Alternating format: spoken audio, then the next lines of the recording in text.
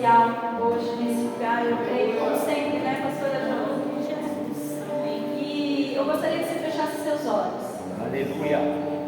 Põe a mão no seu coração e diz assim: Pai, eu estou aqui hoje e eu quero ouvir a tua voz. Vem, Senhor, com liberdade, governar com tua palavra a minha vida. Em nome de Jesus. Amém. Agora eu estou livre. Você falou que bem, então agora eu estou livre. Para ministrar o que o Senhor realmente tem para a igreja. Aquilo que o Senhor tem falado comigo, eu vou compartilhar. O que Jesus sempre ministrava era a vivência dele. Era aquilo que ele vivia. Então eu gostaria que você abrisse, gente, eu sou apaixonada por Bíblia. Então, você vai abrir a sua Bíblia aí em 1 João, mais pro finalzinho aí dos Evangelhos, mais pro finalzinho do Novo Testamento. Eu, na verdade, eu gostaria aqui, pastora José, de ler esse livro inteiro, porque ele é uma pregação poderosa. Mas eu vou me deter em algumas aqui, alguns trechos específicos, para adentrar naquilo que Deus quer falar com a igreja. Amém? Conosco nesta noite. Livro de 1 João. Né? Preciso que vocês realmente tenham isso gravado no coração de vocês. Marque, põe um papelzinho. Tem uma bala aí, chupa a bala, põe um papelzinho marcando a Bíblia para você ler depois de novo. Porque é importante você testificar o que o Senhor está dizendo. 1 João capítulo 2. Eu vou ler aqui no capítulo 2, vou ler alguns textos. Primeiro, gostaria que vocês prestassem muita atenção Aleluia. no que a palavra diz, no que a palavra está dizendo. 1 João capítulo 2, lá no verso, vou ler aqui, 18 e 19, essa parte. Diz assim: Filhinhos, chegou a hora final deste mundo. Vocês já ouviram falar do anticristo que vem, e já apareceram muitas pessoas assim. Isso nos deixa ainda mais convencidos de que o fim está próximo. Essas pessoas costumavam ser membros das nossas igrejas, mas na realidade nunca foram dos nossos, senão teriam permanecido conosco. Quando nos deixaram, isso provou que elas não eram absolutamente dos nossos. Agora você vai lá um pouquinho para frente, no capítulo 3 mesmo desse livro, e eu vou ler aqui no verso 11 em diante. Preste atenção. Porque a mensagem enviada a nós desde o princípio é que devemos amar uns aos outros. Porque a mensagem enviada a nós desde o princípio é que devemos amar uns aos outros. Não devemos ser como Caim, que era do maligno e matou ao seu irmão. Porque ele o matou. Por quê? Porque Caim estava praticando o mal e sabia que o seu irmão praticava o bem. Portanto, não se admirem, queridos amigos, se o mundo odiar vocês. Se amarmos os outros cristãos, isso prova que passamos da morte para a vida. Mas uma pessoa que não tem amor pelos outros permanece na morte. Quando um que odeia seu irmão em Cristo já é, na realidade, um assassino. E vocês sabem que nenhum assassino tem vida eterna dentro de si. Nós sabemos o que é o amor verdadeiro, pelo exemplo de Jesus Cristo, ao dar a sua vida por nós. E nós, portanto, nós devemos dar a nossa vida pelos irmãos em Cristo. Mas, se alguém que se considera seguidor de Cristo possuir o suficiente para viver bem e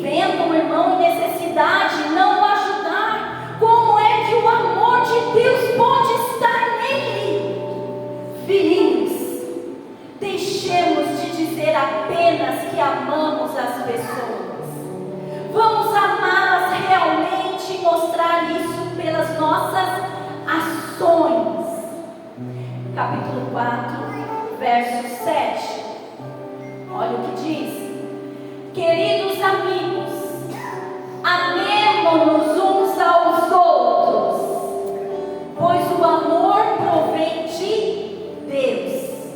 E aqueles que amam mostram que são filhos de Deus e conhecem a Deus. Mas se alguém não ama, demonstra que não conhece a Deus, porque Deus é amor.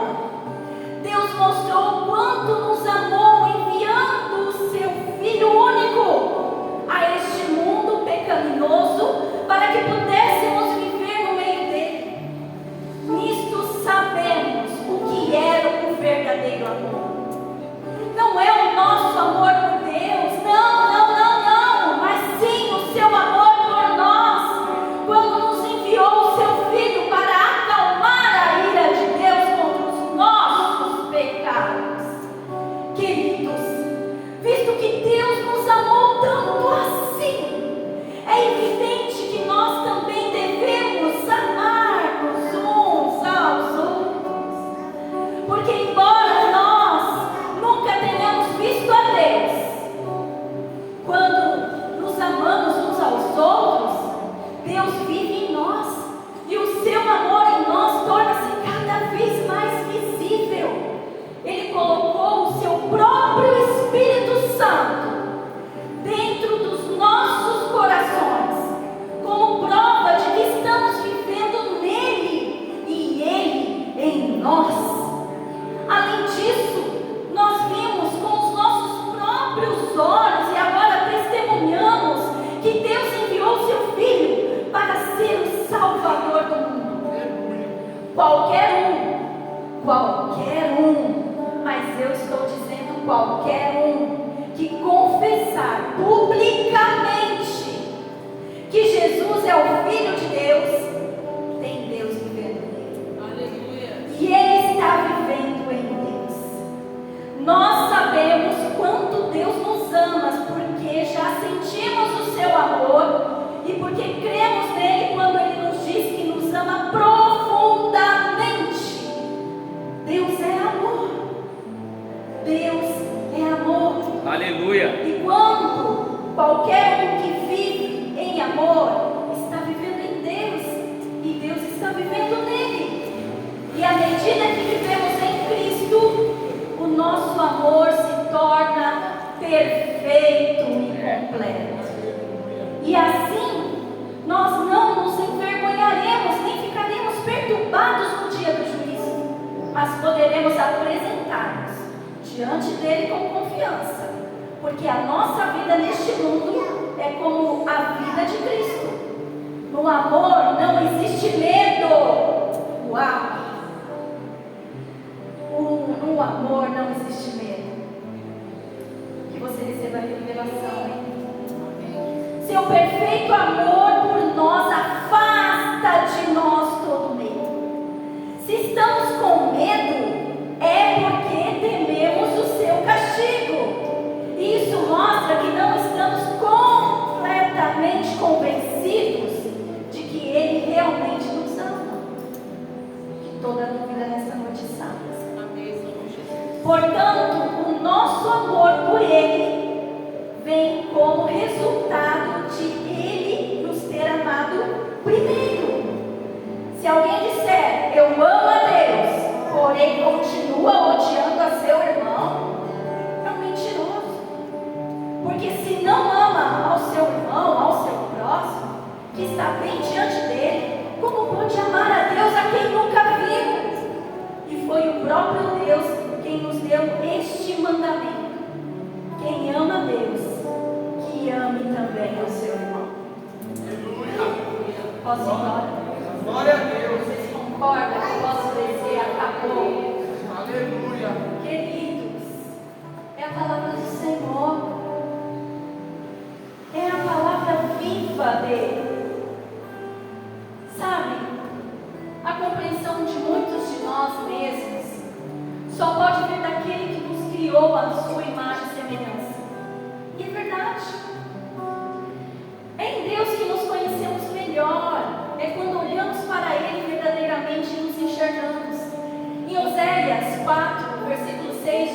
meu povo perece, porque não me conhece. Olha que verdades são essas. Quanto mais conhecemos Ele, mais somos levados a nos conhecer a nós. Mais somos levados a nós conhecermos quando estamos conhecendo a Deus. Entenda isso. Se você estiver misturado no mundo, conhecendo as coisas do mundo, você sempre vai buscar a sua existência. Entender por que você existe. Tem muitas pessoas propondo aí sobre a importância, né, de pessoas de ensino. Eu tenho lido muito sobre isso, principalmente nas escolas, tem muitos livros e situações assim, das pessoas sendo levadas a autoconhecimento de si mesma. Em si mesma, entenda? Autoconhecimento em si mesma.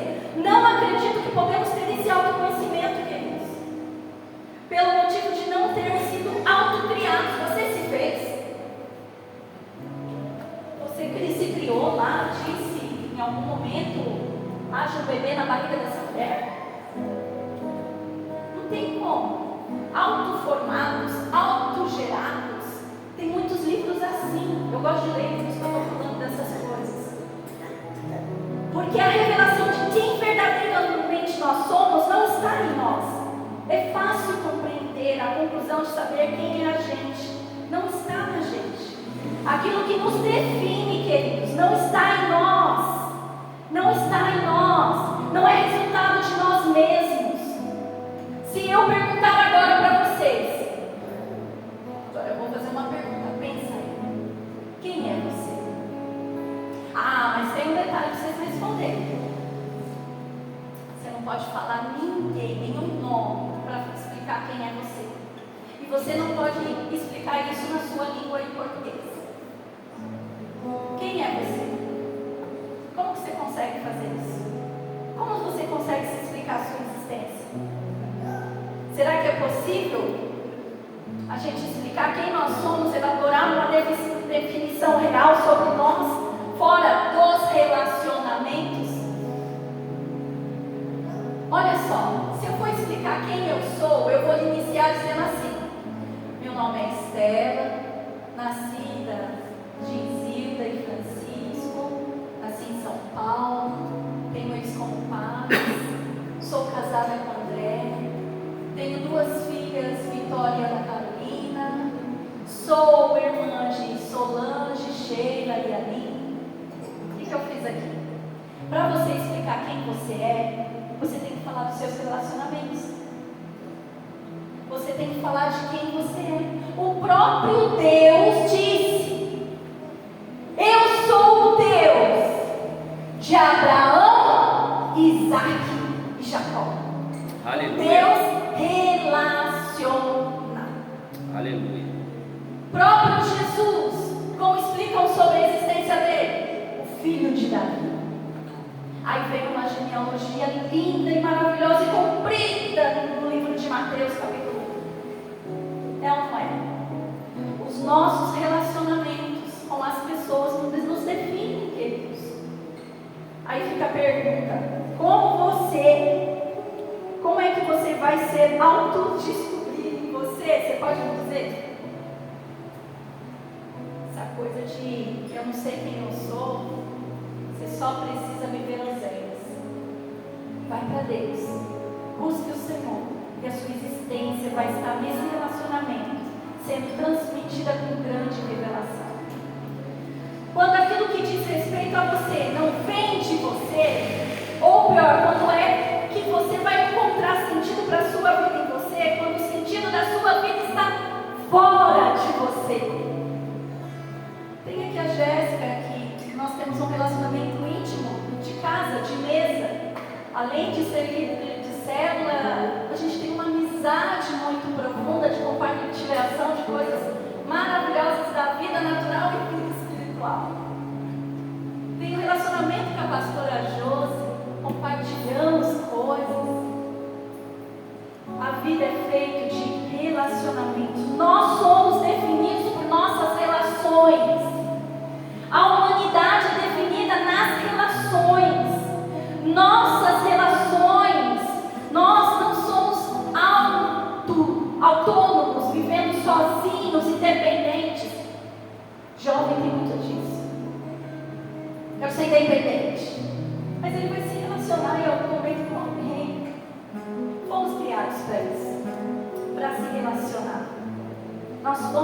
mais para isso.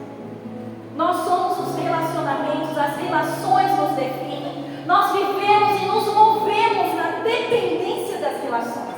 Deus é assim, por isso assim também somos. Deus tem uma relação entre Pai, Filho e Espírito Santo. Sabe o que Deus é nisso? Ele é uma comunidade, pastor, coexistindo em uma perfeita harmonia, assim como é a relação da minha casa, coexistindo marido, filhos, coexistindo numa harmonia dentro do nosso relacionamento. Unidade, e todos nós somos chamados para viver essa realidade. Ele nos chama para viver na dependência das relações. E tem gente que foge, hein? Tem gente que foge. Na dependência da vida em comunidade, é possível a gente perceber esse chamado. De Gênesis a Apocalipse, Deus fala de relacionamentos. Ninguém fez nada sozinho. Você conhece alguma história? Alguém conhece alguma história que fala que a pessoa fez sozinha? Ela viveu sozinha, ela fez tudo sozinha. Teve até que ter relacionamento com Deus, senão nada acontecia. Isso aqui que estamos vivendo é a realização intencional da glória de Deus. O que é? Essa igreja aqui, ó. Aleluia. Você está aqui hoje, é um propósito intencional de você estar aqui vivendo essa comunidade, vivendo este relacionamento. É propósito do Senhor. Por que Jesus morreu na cruz? A gente fala tantas coisas, mas eu ouso a dizer que Jesus morreu na cruz para salvar os nossos relacionamentos. Eu vou te dizer uma coisa, queridos. Ele morreu para salvar-nos da falta de pertencimento. Porque é isso, quando a pessoa procura muito saber quem ela é, o que ela está fazendo na terra, ela está vivendo a falta de pertencimento dentro da comunidade. Essa é a verdade. Por isso que eu imagino, eu anotei isso aqui para me contar aqui para vocês. Por isso que eu imagino que o inferno deve ser um lugar de isolamento mesmo. É só para quem se isola. De isolamento, onde a alma não tem com quem compartilhar a sua existência. Eu acredito que o inferno é bem assim.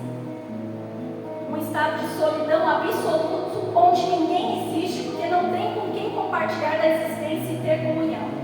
E a salvação ou a conversão é sair do estado de isolamento e sair de um estado de egocentrismo e passar a fazer parte de uma nova identidade comunitária, relacional.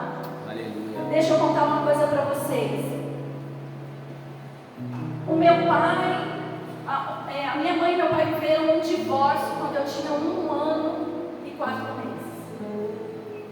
A vida da minha mãe virou uma bagunça, meu pai foi embora e eu nunca mais o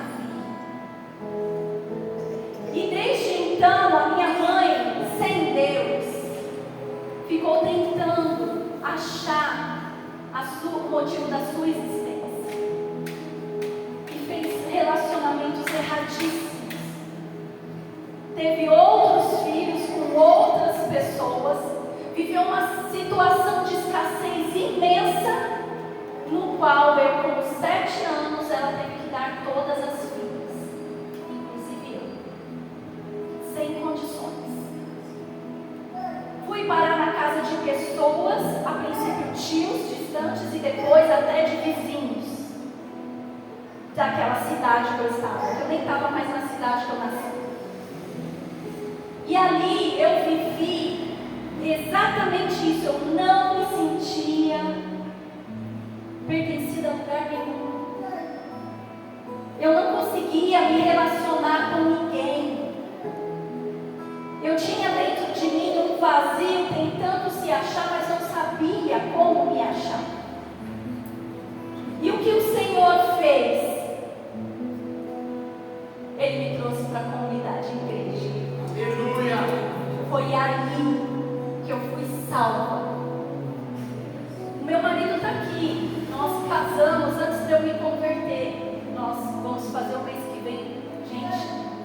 19 anos de casado. Mulher de sorte, hein?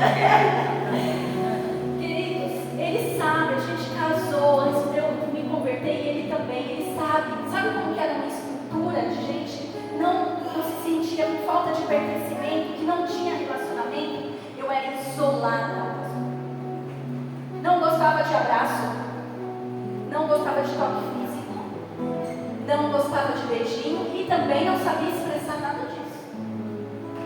Eu rejeitava. Tudo para mim era duvidoso. Tudo eu duvidava se alguém se aproximava. E eu vivi isso. Quando meu marido, olha, Deus fez tremendas coisas, unia as pessoas mesmo para um propósito. A família do André é festeira, é de relacionamento, é de vivência, foi criada com papai e mamãe. Teve família, teve relação, viveu todos os momentos difíceis da casa, mas ele estava lá, com o pai e com a mãe. Aí casa comigo, uma pessoa que quando ele falava assim, minha mãe chamou a gente para almoçar, eu falava, Deus que me livre. Não. Vamos, vai, a minha mãe já fez, está falando. Eu disse, eu acho que alguém vai se identificar com essas coisas. Eu falava assim, nós vamos, mas a gente volta rápido, tá? Quando eu der aquela olhada para você já sabe. Vamos embora. Então, eu era assim, quando ia eu ficava, André, e gente, pensa numa pessoa mal-humorada. Eu ficava com um bico, porque eu não queria estar ali. Aí a família do André falou assim, nossa, a gente tem que suportar a sua esposa. Ela é muito chata, ela não se envolve, não envolvia mesmo.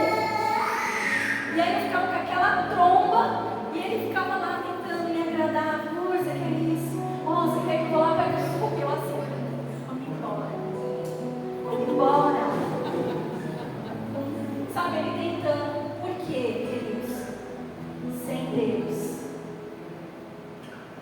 Sem a vida de relacionamento com a comunidade e igreja. Não dá. Quando eu me converti, quando eu entreguei meu coração para Jesus, Ele veio morar dentro de mim, como eu li nesses textos aqui. Aí eu comecei a sentir algo diferente. Mas Ele esperou uma atitude minha.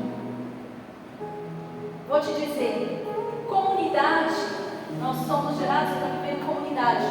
Comunidade, que nem a igreja, eu posso falar assim, comunidade, igreja aqui, evangélica missionária, né, que é isso que significa sempre, comunidade evangélica missionária. A gente pode estar vivendo uma comunidade, como tantas outras que tem aqui fora. Tem a comunidade, da academia, tem gente que tem a sua comunidade academia lá, estamos juntos. O negócio lá, eu vejo a comunidade da academia. Aí tem a comunidade de trocentas coisas lá fora. Tem até a comunidade da escola, os relacionamentos lá. Tem a comunidade da faculdade. Tem a comunidade de sexta-feira à noite, com o pessoal que se reúne nos barzinhos. Comunidade da terceira idade. A comunidade da terceira idade. Existem várias comunidades. Qual é a diferença para a igreja? Porque ela não pode ser uma comunidade como qualquer outra comunidade. A comunidade igreja tem que ser extraordinária. A comunidade igreja tem que ser extraordinária. Porque Cristo no seu relacionamento, Ele é extraordinário. Queridos, o que vocês veem aqui é um milagre. Aleluia. É uma transformação. É libertação. É cura. Cura nas emoções, eu vi. E hoje, para eu estar aqui, rindo para vocês, assim, com essa doçura toda, eu nasci de novo. Imagina.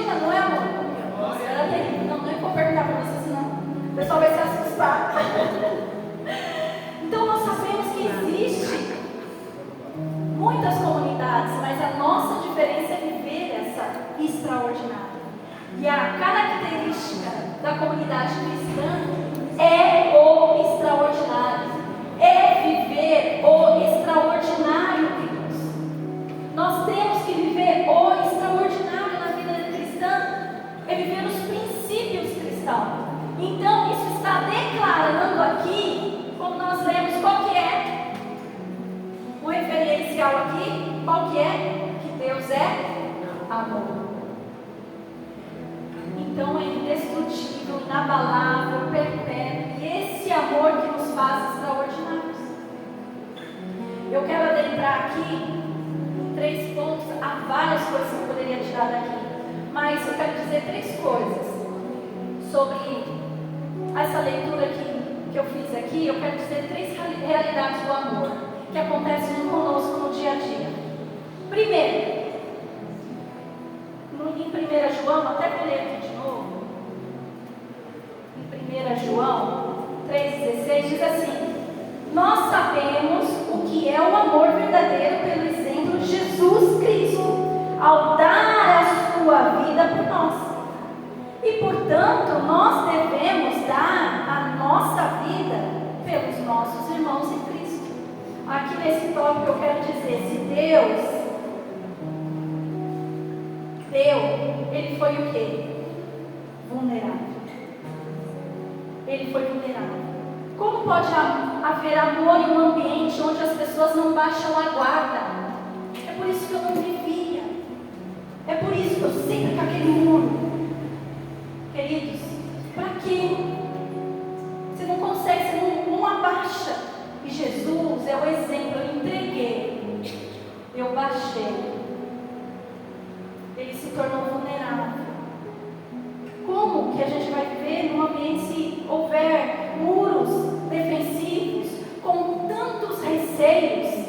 Receios de ser usados, de serem traídos, de serem magoados. Como pode haver amor em um ambiente onde não somos vulneráveis? Sabe por que muitos não querem ser líderes? Não querem ser pastores, não querem ser missionários, não querem ser crentes? Porque tem que viver essa espécie de cristão. Ser vulnerável. Jesus foi. Onde estão aqueles que dizem: usa-me para a tua glória? Se você diz isso, você tem que ser vulnerável. Você precisa aprender com esse texto aqui. Ele se entregou. Ele é o exemplo que ele foi vulnerável. E o sentido natural da palavra vulnerável não é de fraqueza, queridos, em nome de Jesus, não é. Mas é uma capacidade de se fazer ferido. Alguém vulnerável é alguém que permite o seu corpo ser atravessado por pregos e morre lentamente pelos efeitos de ser pendurado numa cruz. Depois ainda de se permitir que o seu corpo fosse castigado por espancamentos e por chicotadas. Jesus se fez capaz de ser feito. Ele permitiu que fosse morto. Nós cantamos o louvor aqui. Deus nunca morre. Quem é que matou Jesus? O meu pecado, o seu pecado não tem poder para matar Jesus. Quem é que matou Jesus? Os romanos? Não, não foi. Jesus disse para Pôncio Pilatos: você só tem autoridade sobre mim porque meu pai te deu. Quem é que tinha poder? Jesus se entregou. Ele se entregou. Ninguém mata Deus. Ninguém mata Deus. Nada mata Deus. Ele se tornou vulnerável. Se permitir. Disse assim: pode me levar. Porque eu quero expressar algo maior. O ser vulnerável. Aleluia. Depois de permitir todo esse castigo, né? Meu Deus do céu, ele tinha exército de anjos, mas ele escolheu ser vulnerável. Baixou a guarda para que o amor pudesse ser manifesto. E aí, quando vejo que alguns irmãos se escondem, não se abrem, vivem um estado de alerta defensivo, armado, quando eu vejo isso, queridos, eu fico constrangida com o fato que o Senhor permitiu que Judas Iscariotes andasse com ele. Esse não. Ai, querida. Nossa, não fui com a cara daquela. Ih, esse cara não sei não. querido? Jesus não fez isso com Judas. Não fez. Deus permitiu que ele andasse com ele, que pudesse ter tido comunhão com ele todo aquele tempo. Eu imagino que Jesus baixou a guarda para ele. Ele baixou. Ele não andou em um estado de alerta defensivo, justamente para permitir gente como Judas caminhar com ele. Porque se não fosse assim, queridos, nem Pedro, nem Tiago, nem João, nem eu e nem você teríamos se achegado a ele. Não teríamos. Gente que nunca foi traída, gente que nunca foi usada, provavelmente nunca foi vulnerável. Escutem, devemos dar a nossa vida em prol dos nossos irmãos. Acabei de ler isso aqui. O irmão ou a irmã, olha para o seu lado direito e esquerdo, olha para eles, dá uma olhadinha. Esse irmão aí, queridos, do seu lado, diz para mim, é a sua definição de relacionamento em Cristo? Ou é competição? Ou é concorrência? Não é. Não é competição, não é concorrência. É uma definição de quem você é. Olha que extraordinário isso. Isso é lindo, isso é igreja. Você encontra nessa pessoa obstáculos ou propósito? Ah, porque eu vejo um monte de gente, eu sou líder de célula há muito tempo. Eu escuto um monte de gente dizendo, eu não vou por causa de fulano. Eu não vou além por causa de Beltrano. Ah, eu não faço isso por causa. Coloca a pessoa como um obstáculo, em vez de entender que aquela pessoa é um propósito para você amar. Simples assim. Em que outro lugar da Bíblia a gente pode ser ensinados a ser vulnerável como esse? Ah, não, mas tem gente que diz assim, eu confessar os meus pecados para o meu irmão? Que a Bíblia diz, confessai os vossos pecados uns aos outros. Deus está chamando a gente para um relacionamento. Tem princípio nisso, tem cura nisso. Eu não. Ah, mas seu egocentrismo vai lá no alto. Eu depender, ter que dar satisfação para o meu líder de célula, porque usa a palavra satisfação, não entende o relacionamento. Não entende. Minhas filhas não falam onde estão ou deixam de estar por obrigação somente, queridos. Elas entendem que tem um relacionamento com o pai e com a mãe, que amam a vida dela, que querem saber onde ela está para cuidar de ela. E a gente vê que esse é o caminho da gente florescer. Esse é um caminho onde acontece cura, onde acontece amor, onde há confissão de pecados, onde realmente através dos relacionamentos a gente floresce. Eu posso dizer que há grandes ramos do Senhor em mim, porque eu me permiti ser vulnerável. Eu vou agora contar uma intimidade minha no meu devocional, que eu vivo várias com Deus. Eu escuto o Senhor nitidamente. Eu escuto Ele e fala comigo. E eu orando, eu disse assim, Senhor, eu te amo tanto. E aí Ele veio com o amor dEle, Ele mostrou que o amor dEle nunca para. É uma ação que nunca para. Nunca para. Eu estou assim com a minha mão, só para você entender o que Ele mostrou para mim. Então, meu amor por você. Vinha ondas em cima de mim assim, ó, e não parava. Aí, se eu fizer isso, entrei em um estado de descanso. Ele falou que com Ele não existe no amor dele. O sangue do Cordeiro está escorrendo sobre a nossa vida sem cessar. Você acha que quando as trevas olham para você, vê o quê? É o amor do sangue de Cristo. Aleluia. E você movendo, e você, ó capeta, cuidado, meu amor está sobre ele. Aleluia. Meu amor está sobre ela. Aleluia. Sem parar. E aí o Senhor disse assim, eu chorando copiosamente, o Senhor me falou assim, o que você tem para me entregar agora? esperto. Aí eu falei assim: ah, Senhor, eu entrego a chave do meu coração. Toma. Aí ele disse aqui: sim, você está me dando uma chave de uma porta que você construiu? E o homem pode construir alguma coisa boa, minha filha? Ah, ele acabou comigo.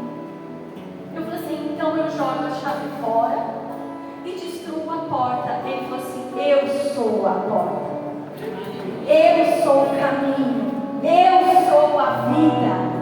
É eu que tenho que estar aí no centro do seu coração. Você se permitindo ser vulnerável às relações, para que eu mostre para você a essência do DNA dos que são meus. Porque nós vemos lá no começo que havia muitos falsos profetas no meio da igreja. Olha aí, vai pegando aí o negócio. E aí a gente entende aqui o segundo que eu quero falar: o amor não age em reciprocidade. O amor não exige algo de troca, ou coisa terrível nós seres humanos fazemos. Se você fizer, eu faço. Aí se você cobra, o outro diz o quê? Você também não faz. A gente age assim. Ah, quando você fizer, eu faço. 1 João 4,10 acaba com a gente dizendo assim: nisto sabemos o que é o verdadeiro amor. Não é o nosso amor por Deus, mas sim o seu amor por nós, quando nos enviou o seu Filho para acalmar a ira de Deus contra os nossos pecados. Ele nos amou primeiro. O que nós fizemos para Ele morrer na cruz desse dia? Não foi porque nós o amamos primeiro, queridos. O amor de Deus é uma graça que alcança todos, independente de reciprocidade ou troca. Posso te dizer, tem muita gente que às vezes fala assim: quando eu parar com isso, eu vou para a igreja. Quando eu parar com isso, eu aceito tal desafio. Quando vem do jeito que você está. Porque quando eu cheguei dentro da comunidade extraordinária de Jesus Cristo, aconteceu isso aqui. Hoje eu amo pessoas. E eu não tinha isso. De verdade. Não tinha, não sei nem como que eu casei naquela época, na verdade. André, nossa, amor, realmente sua coroa é poderosa. É graça. Se graça é amor, então é algo que não merecemos, concorda? Ninguém merecia nada, nem eu, nem você, mas foi graça de Deus. E se o amor de Deus é algo que não merecemos, o nosso critério para alguém ser alvo do amor de Deus tem que ser muito diferente do critério do mundo. Ai, pega essa agora, hein? Porque no mundo se ama por reciprocidade. No mundo se ama quem é merecedor. Mas quando o amor é graça e graça é favor que não se merece, o critério para ser com o outro, então qual é? Sabe quando nós olhamos para alguém lá no fundo, nós pensamos: essa pessoa não merece, não vou fazer. Então é ela, é justamente essa pessoa que atende aos critérios do amor de Deus. E aleluia por isso. É um confronto mesmo, queridos. Porque Jesus está às portas e a gente não está sabendo amar. E uma vez o Senhor me mostrava muitos demônios e pessoas, e o Senhor falou assim: eles só conseguem chegar perto porque elas não amam. Às vezes a gente acha que brecha é fumar, é beber, é fazer as coisas que a gente está mais comum em ouvir, pastor. Mas a maior brecha é mágoa do próximo. A maior brecha é você não viver o amor que a Bíblia ensina. Queridos, nem eu que estou dizendo isso aqui, não, é o próprio Deus. Ele está te sacudindo assim, está trazendo sua memória a muitas pessoas. Assim, ó, presta atenção, meu filho, presta atenção, minha filha. Isso daí é critério do mundo, de ficar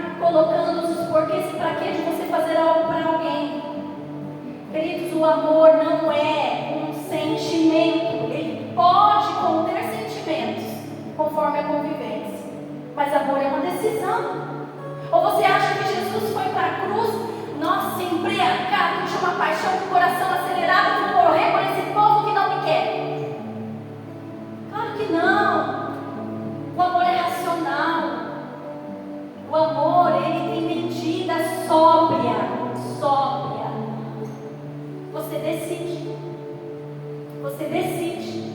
Eu não preciso ter sentimentos para uma pessoa ali fora passando uma necessidade e eu servir um prato de comida, porque amor é ação. Amor é ação. Qual tem sido sua ação? E o Senhor está nos levando a meditar exatamente disso. Da gente olhar para essas pessoas que dão exatamente os critérios para a gente amar. É gente que não merece o nosso amor, que não atende aos critérios realmente que a gente idealiza por causa do mundo, mas é aos critérios de Deus. São pessoas que não nos dão razões para serem amadas, que devem ser abraçadas pela comunidade extraordinária de Jesus. Aleluia. E só quem está com Deus e vê Deus consegue amar assim. Senão você sempre vai julgar. Sempre vai julgar. Teve aquela, acho que todo mundo já ouviu aquela história daquele cara que matou lá nos Estados Unidos 40 mulheres, assassinou.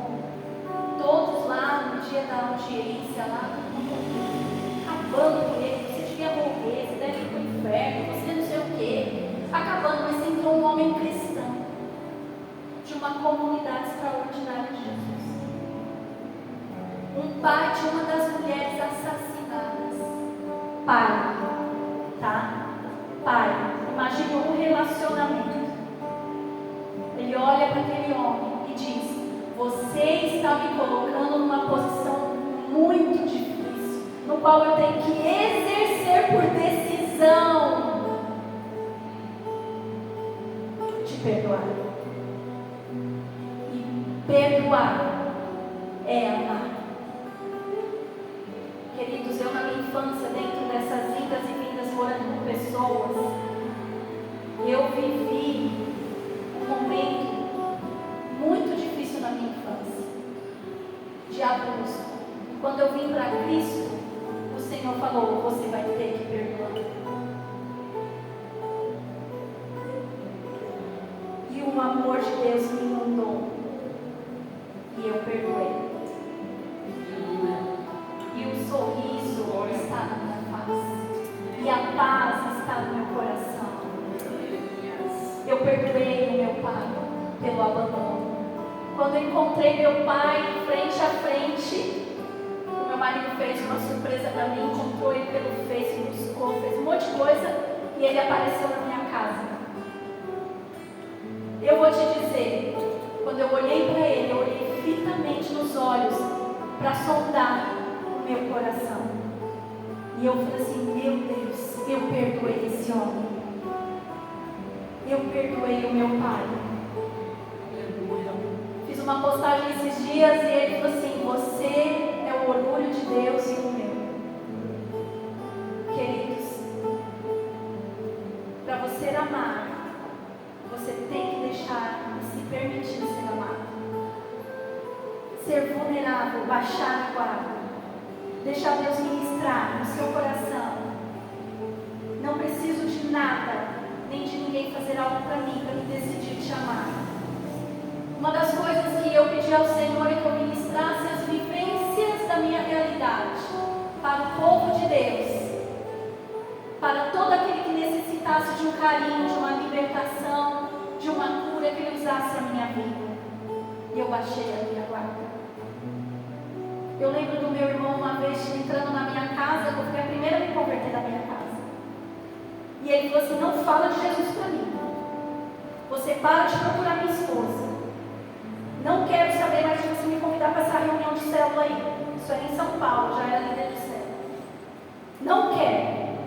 E foi 6 horas da manhã na minha casa que eu ia trabalhar só para me afrontar. E aí eu disse assim: irmão, esse é de criação, esse irmão. Desde pequenos ali a gente se conhecia. Eu falei assim: ó, eu vou te dizer, Você pode falar para eu não mais te procurar, mas parar de orar, não. Agora eu te pergunto, por que você parou de orar por aqueles que te rejeitaram? Isso é amor. Não pare de orar. Não pare de orar. Não diga que não é merecedor de salvação por causa das atitudes. Não deixa isso entrar no seu coração. Ore, ore. Por fim, passou-se alguns meses, assim, eu me recordo quanto tempo. O Senhor falou assim, vai procurar eles novamente. Quando eu procurei, foi a hora certa. Eles se tornaram líderes de célula. Eu batizei meu irmão e minha cunhada. É tudo no tempo do Senhor, queridos. E entrando no finalmente aqui. E o último é a dinâmica do amor e o ódio. Aqui em João, diz assim, ó, o amor, como bem sabemos, vai além da esfera dos sentimentos. Eu já disse isso daqui. Biblicamente, o que está dizendo aqui? Filhinhos, deixemos de dizer apenas que amamos as pessoas. Vamos amá-las realmente. Aleluia. Mostrar isso pelas nossas ações. É na ação, Deus. É na ação que você vai viver isso. A decisão sóbria, consciente. Eu decido e pronto, e acabou. Mas, aqui também diz assim, né? Em João 3,16, quando fala que Deus amou o mundo de tal maneira que deu o seu único filho. Deus manifestou o que aqui? Uma ação de amor doadora, né? Foi doadora isso aqui. E essa ação doadora foi planejada, concebida antes da fundação dos tempos. Foi algo pensado, foi uma decisão que Deus teve ali no meio da cruz.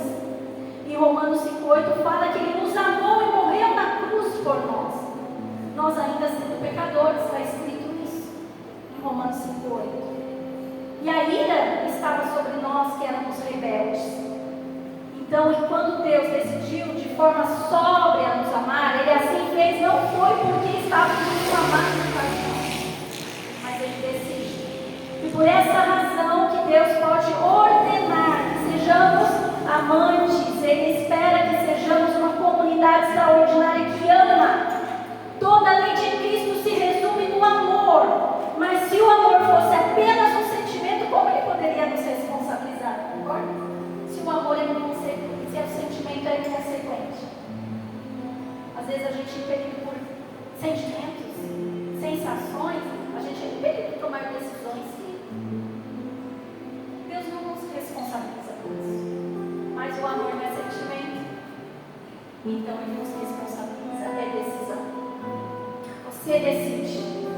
Você decide se você ama ou se você odeia. Queridos, entendam uma coisa. Eu fiquei pensando lendo esse livro todo. Depois leia a 1 João toda na sua casa.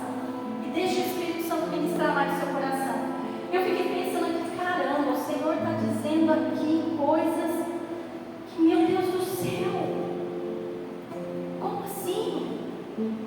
Ou você é cristão, filho de Deus, ou você não é. Ou você tem obras de amor, ou você tem obras de ódio. E aí o que o Senhor está falando? Quem é de Deus vive esse princípio. Mas se houver um no nosso coração, estou dizendo isso para você porque Deus ministrou isso na época para mim. Se filha tiver um que você tenha restrição no seu coração, você não me pertence. Naquele grande dia, muitos vão dizer: Senhor, Senhor, eu fiz em teu nome, mas eu vou mostrar o coração. Aparta-te de mim, eu não te conheço. Houve restrição para amar. E o Senhor disse isso para mim. E eu chorei copiosamente, queridos. Eu chorei copiosamente. Às vezes a gente fica pensando assim: ah, mas deve ter um muro aqui no meio, sim. Não, e aí a gente, sei lá, eu não faço isso por causa disso, Deus. Não existe isso para Deus, tá? É sim, sim, ou não, não. você estiver no não, você não vai pertencer ao Senhor. Isso é muito sério. Vocês têm noção disso? Né, pastor? É muito sério. E isso mexeu comigo assim de uma maneira que eu falei assim, meu Deus do céu. A gente só precisa saber o que é o amor, queridos. E nessa relação do amor e ódio, no texto que lemos, fica bem claro as realidades opostas. Os que ficam e os que saem. Os de Cristo e os anticristos.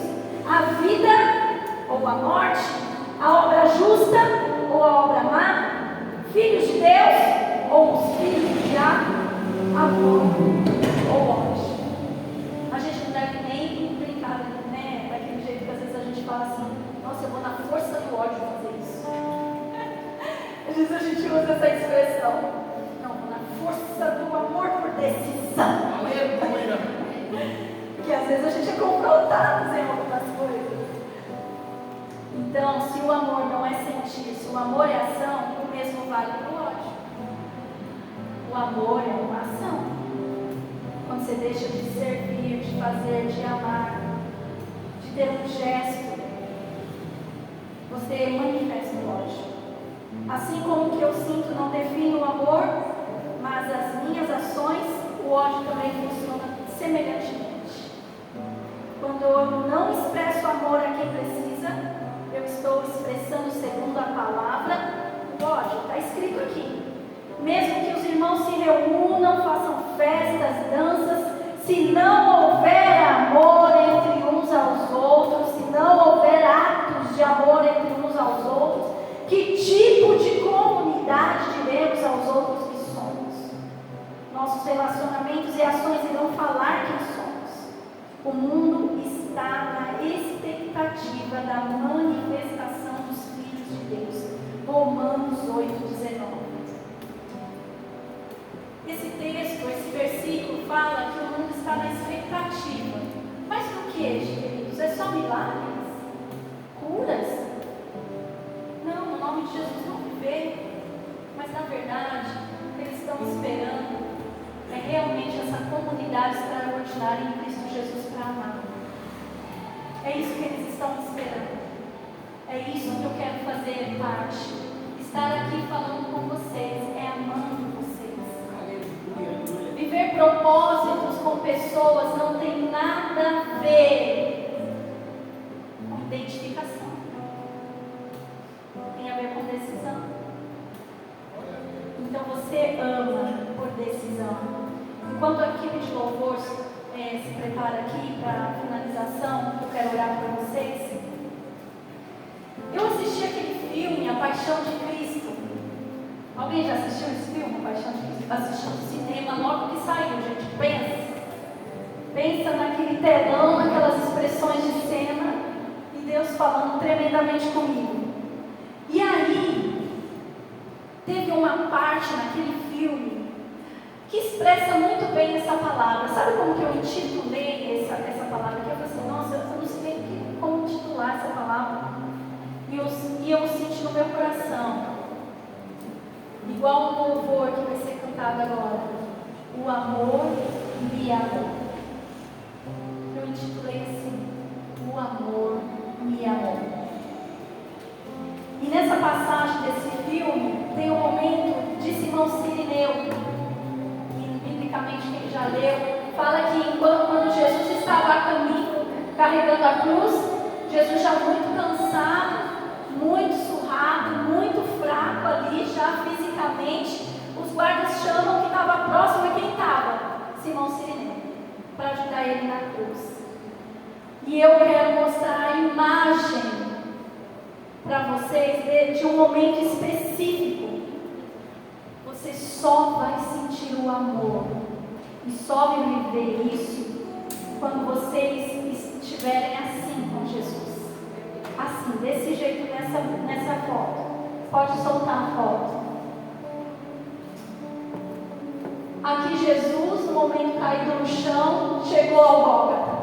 Já era a hora da crucificação.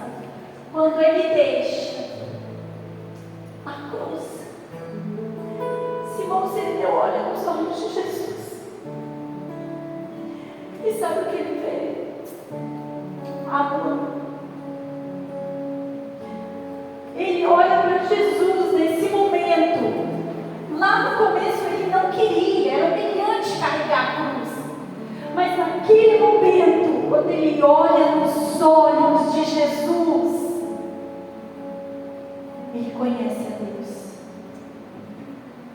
Oséias 4:6. Ele conhece a Deus. Ele olhou para dentro dos olhos de Jesus e Jesus penetrou o coração dele. Ele falou com um olhar: eu te amo,